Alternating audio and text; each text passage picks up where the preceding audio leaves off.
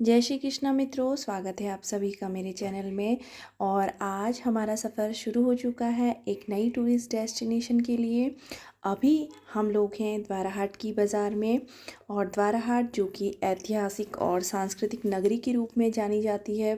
तो आज का जो हमारा सफ़र है वो शुरू हो चुका है। और आज हम लोग जाने वाले हैं एक ऐतिहासिक, आध्यात्मिक, धार्मिक और साहसिक पर्यटन के केंद्र में, जिस जगह का नाम है पांडव खोली। ये स्थान द्वाराहाट से लगभग 20 किलोमीटर की दूरी पर स्थित है और कोरीछीना तक सड़क मार्ग है और इसके आगे लगभग 4 किलोमीटर पैदल मार्ग है। चारों तरफ फैली हुई हरियाली, खूबसूरत सा एक रास्ता और धीरे धीरे हम लोग चल पड़े हैं अपने सफ़र की ओर। और अब हम जिस जगह पे पहुँचे हैं ये जगह है कोरीछीना। यहीं से हमारा पैदल मार्ग पांडव खोली के लिए प्रारंभ होगा। कहाँ जा रहे हो बेटा? कहाँ?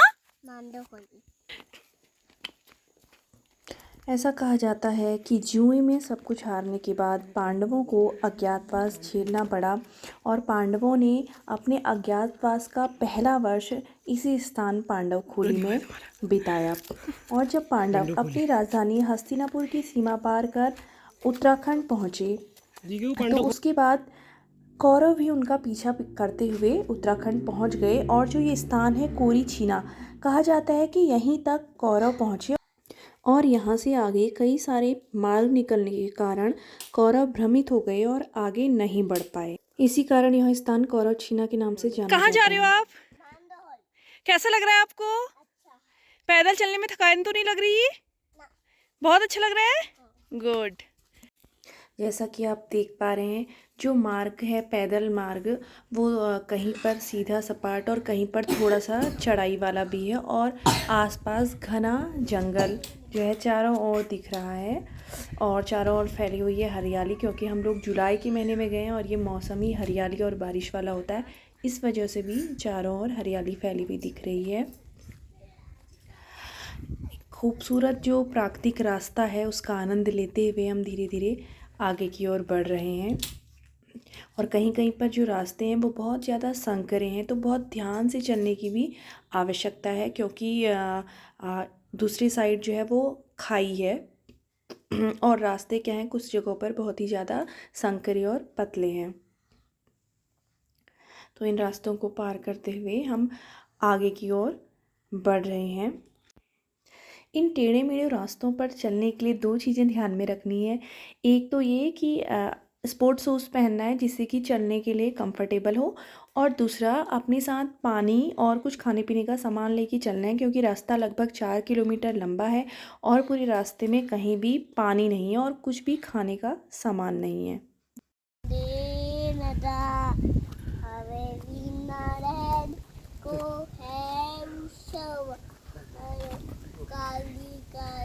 मेरा दिल भी सुना दे। मेरा दिल भी झूम झूम की दो डी ऐसे मिले। अच्छा। गसाव बची गसास झूम झूम झूम झूम के दो डी ऐसे मिले। वेरी गुड, तालियां। चारों ओर फैला हुआ घना जंगल। तो इन रास्तों पर कभी भी अकेले आने की गलती ना करें, क्योंकि जंगली जानवरों का भी बहुत खतरा है। तो जब भी यहाँ आएँ हमेशा 3-4 लोग साथ में ग्रुप बनाकर ही आएँ। रास्ता बहुत खूबसूरत है और ये हमें दिख गया है पहला गेट, जहाँ पर लिखा है स्वर्गपुरी पांडव खोली। तो बहुत अच्छा लग रहा है। और ये आ गया दूसरा गेट जो कि है, और इसके आगे अब जो हमें दिख रहा है एक बहुत बड़ा सा मैदान, या जिसे हम बुग्याल कह सकते हैं। और देखिए दूर दूर तक फैला हुआ ये बुग्याल। बुग्याल जो होते हैं सामान्य रूप से ऊंचाई पर स्थित घास के मैदान होते हैं, और इस बुग्याल को भीम की गुदड़ी के नाम से जाना जाता है। बहुत ही सुंदर ये बुग्याल दिख रहा है। और सच में यहाँ पर पहुँच के जो पूरी रास्ते की थकान थी, जो 4 किलोमीटर लंबा रास्ता हमने तय किया था, उसकी जो थकान थी इतना ज़्यादा पैदल चलने की, वो सारी थकान यहाँ पर आके जैसे मिट गई है, क्योंकि इतना खूबसूरत नज़ारा यहाँ देखने को मिल रहा है। इतनी ठंडी हवा चल रही है और बहुत ज़्यादा ठंड है। और ऊंचाई भी यहाँ की बहुत ज़्यादा, लगभग 8,800 फीट का जो है वो एलिवेशन है यहाँ पर का। तो बहुत ज़्यादा ऊंचाई पर स्थित है, तो इसीलिए बहुत ठंड भी लग रही है। और जो ये जगह है, इस जगह को स्थानीय भाषा में भीम की गुदड़ी के नाम से जाना जाता है। और ऐसा कहा जाता है कि जो पांडवखोली की आध्यात्मिक गुफा में ध्यानमग्न भीम अक्सर अपनी रज़ाई को सुखाने के लिए पर्वत शिखर पर फैला देते थे। और इस पूरे अद्भुत मैदान को तभी से भीम की गुदड़ी के नाम से जाना जाता है।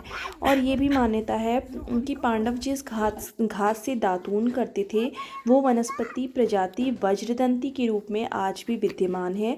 और जब यहाँ दिसंबर के समय मेला लगता है, उस समय लोग भीम की गुदड़ी से वज्रदंती लेकर ही लौटते हैं। अभी भी यहाँ छोटे छोटे वज्रदंती के पौधे दिखाई पड़ रहे हैं। तो ये जो नज़ारा है अपने आप में ही मनमोहक है। और सच में जो इस जगह का नाम जो स्वर्गपुरी पांडवखोली है, वास्तव में ये स्वर्गपुरी ही है। ऐसा लगता है जैसे धरती में जीता जागता स्वर्ग हो। तो बहुत सुंदर ये जगह मुझे लगी, जो कि ऐतिहासिक, धार्मिक, सांस्कृतिक, आध्यात्मिक सभी प्रकार के पर्यटन का केंद्र है। तो ये भीम की गुदड़ी के बाद ही जो मुख्य मंदिर जो आता है, वो इसके इस बुग्याल को या इस भीम की गुदड़ी को पार करने के बाद ही आता है। और ऐसा भी कहते हैं कि यहाँ पर जब हम पैर मारते हैं, तो यहाँ पर पैर मारने की जो आवाज़ है, जो थाप है, वो बिल्कुल अलग ही सुनाई देती है। जैसे कोई खोखली चीज़ हो, उस पर जो थाप मारी जाती है, बिल्कुल वैसे ही आवाज़ सुनाई देती है। और ये सामने वॉच टावर भी दिख रहा है। ये वॉच टावर, इस पर चढ़ के आसपास का नज़ारा बहुत सुंदर दिखता है। अभी तो खैर कोहरा लगा हुआ है और इस वॉच टावर पे जाना भी आजकल बंद है, क्योंकि जो सीढ़ियाँ थी वो लकड़ी की सीढ़ियाँ थी, जो कि आजकल टूट चुकी हैं और उनकी रिपेयरिंग अभी नहीं हो पाई है। इस वजह से इस वॉच टावर पे जाने को मना किया गया है आजकल। बहुत ही ठंडी हवा यहाँ पर चल रही है। उस हवा की जो आवाज़ है वो भी आप साफ सुन सकते हैं। इतनी तेज़ हवा यहाँ चल रही है और बहुत ही ज़्यादा ठंडक है चारों ओर, बिल्कुल कोहरा सा लगा हुआ है। लेकिन एक अद्भुत आनंद है इस जगह का भी। और ये जो तीसरा गेट है वो आ चुका है, स्वर्गपुरी पांडवखोली का तीसरा गेट। और इसके बाद ही अब हम प्रवेश करेंगे जो फाइनल गेट है, चौथा गेट स्वर्गपुरी पांडवखोली का। अब यहाँ हम प्रवेश करेंगे। और सबसे पहले ही जाते देखिए कि ये पेड़ कितने सुंदर लग रहे हैं, जो अलग अलग रंगों से रंगे हुए हैं और एक अलग ही अपनी ओर आकर्षित कर रहे हैं। और यहीं पर जूते चप्पल उतारने की जो है वो जगह है। यहीं पर जूते चप्पल उतारने के बाद हाथ पैरों को अच्छे से धोने के बाद ही हमें मंदिर की ओर प्रवेश करना है। और सबसे अच्छी बात यहाँ पर मुझे लगी कि जो भी यहाँ का जो पूरा पानी का सिस्टम है, ये सारा कुछ रेन वाटर हार्वेस्टिंग पे बेस्ड है। मतलब कि जो वर्षा का जल है, उस जल का संग्रहण किया गया है और उसकी बड़ी बड़ी टैंकियाँ बनाई गई हैं। उसी पानी का प्रयोग यहाँ पीने के लिए भी, खाना बनाने के लिए भी, सारे कार्यों के लिए जो रेन वाटर हार्वेस्टिंग वाला जो पानी है उसी का प्रयोग किया जाता है। तो सीधे सीधे पर्यावरण संरक्षण का भी एक संदेश है कि किस तरह हम जल का पुनः प्रयोग, वर्षा जल का पुनः प्रयोग में उसे लेके आ रहे हैं। तो अब हम आगे बढ़ चुके हैं। यहाँ पर ये पानी की टैंकी लगी हुई है। इस टैंकी से हाथ पैर धो के हमें आगे बढ़ना है। इस पानी जो है वो बहुत ही ज़्यादा ठंडा पानी है। मतलब लग ही नहीं रहा कि जुलाई का मौसम है, लग रहा है कि दिसंबर की ठंड वाला मौसम है, इतनी ठंड यहाँ पर है अभी। तो यहाँ पर हाथ पैर धो के हम लोग आगे की ओर बढ़ते हुए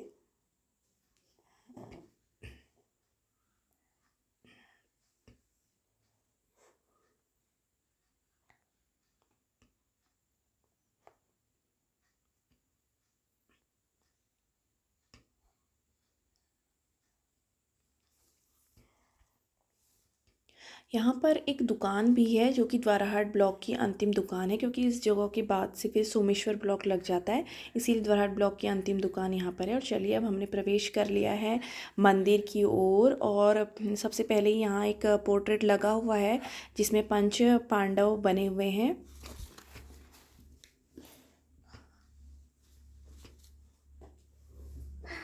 ये पंच पांडव यहाँ पर सिंहासन में विराजित। और इसके बाद आगे की ओर बढ़ते हुए हरा भरा खूबसूरत सा नज़ारा है। यहाँ पर देखिए पंच पांडव मंदिर है।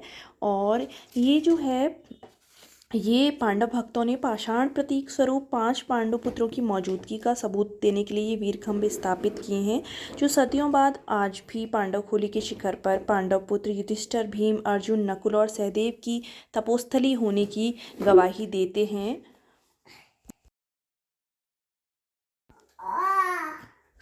अब ये जो है, ये महंत बलवंत गिरी महाराज जी का मंदिर यहाँ पर बना हुआ है। इसके बाद हम आगे बढ़ रहे हैं राधा कृष्ण मंदिर की ओर। ये है राधा कृष्ण मंदिर और यहाँ पर घंटियाँ आस्था के प्रतीक के रूप में लगी हुई। ये राधा कृष्ण विराजित हैं मंदिर में। हनुमान जी भी दिख रहे हैं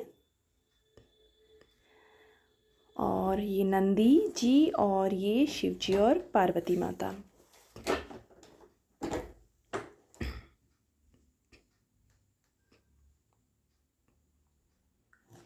चारों ओर फैली हुई हरियाली और रंग बिरंगे सजे हुए ये पेड़ पौधे, और यहाँ पर एक बाइक भी खड़ी हुई दिख रही है। पता नहीं ऐसे पैदल मार्ग से बाइक यहाँ कैसे पहुँची होगी, या हो सकता है पार्टीशन में बाइक को यहाँ पहुँचाया गया हो। और ये वॉच टावर दिखता हुआ, ये आगे की ओर बढ़ते हुए हम यहाँ जो है गेस्ट हाउस भी बने हुए हैं और पर्यटकों के रहने की भी व्यवस्था यहाँ पर की गई है, और यहाँ पर सामान्य सा किराया देकर यहाँ पर रहा जा सकता है। ये ध्यान केंद्र है और ये छोटे छोटे से कॉटेज बने हुए हैं, जो कॉटेज हैं और जहाँ पर कि लोग रह भी सकते हैं। और जब यहाँ हमने यहाँ के रहने वाले लोग हैं उनसे बात करी, तो उन्होंने ये बताया कि यहाँ लोग बहुत दूर दूर से आते हैं और विदेशों से भी लोग यहाँ पहुँचते हैं और कई कई महीनों तक आध्यात्मिक साधना में मग्न रहते हैं। और देखिए पेड़ों पर कितने सुंदर सुंदर विचार यहाँ लिखे हुए हैं, वाटर टैंक के ऊपर कितने सुंदर विचार लिखे गए हैं। और ये देखिए माननीय उमा भारती जी भी यहाँ पहुँच चुकी हैं, उनकी भी फ़ोटो यहाँ लगी हुई है। और ये है द्वाराहाट ब्लॉक की अंतिम दुकान, जहाँ की बहुत अलग अलग प्रकार की औषधियाँ, अचार मिलते हैं। और ये अभी जो है वो यहाँ का बिल्कुल प्रसाद है। ये है 28 जड़ी बूटियों से बनने वाली हर्बल टी, जो कि इसका जो स्वाद है ना, ऐसा स्वाद कहीं भी देखने को नहीं मिलता।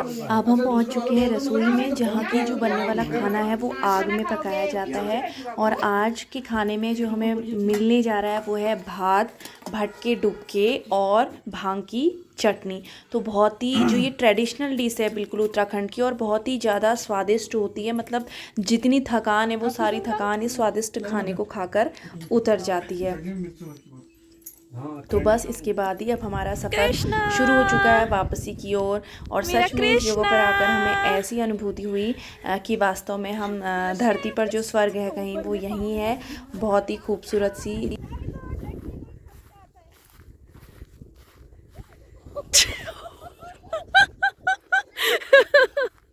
वहाँ ऊपर को जाओ, ऊपर को, वो देखो ऊपर को कितना सुंदर है। वहाँ को भागो, वहाँ को भागो।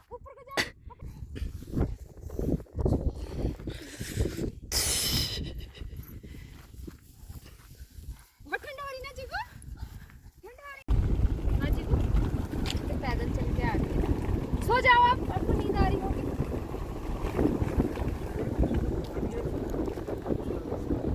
तो अब हम वापस चल पड़े हैं द्वाराहाट की ओर। दोस्तों, अगर आपको ये स्थल पांडवखोली पसंद आया है तो ज़रूर एक बार यहाँ के दर्शन करने ज़रूर आइए। अगर आप कहीं दूर से आ रहे हैं तो आपके रहने की, खाने की यहाँ पूरी व्यवस्था हो सकती है। बस आपको एक बार संपर्क करना है मंदिर कमेटी के सदस्यों से, और आप ज़रूर यहाँ घूमने का प्लान बनाइए। और अगर आपको मेरी वीडियो पसंद आई है तो इसे शेयर कीजिए, लाइक कीजिए और मेरे चैनल को सब्सक्राइब कीजिए। Thank you so much. आपका मोस्ट वेलकम है उत्तराखंड में और इस खूबसूरत सी जगह द्वाराहाट के पास बसे हुए पांडवखोली में। तो ज़रूर एक बार यहाँ आइए। बहुत बहुत धन्यवाद।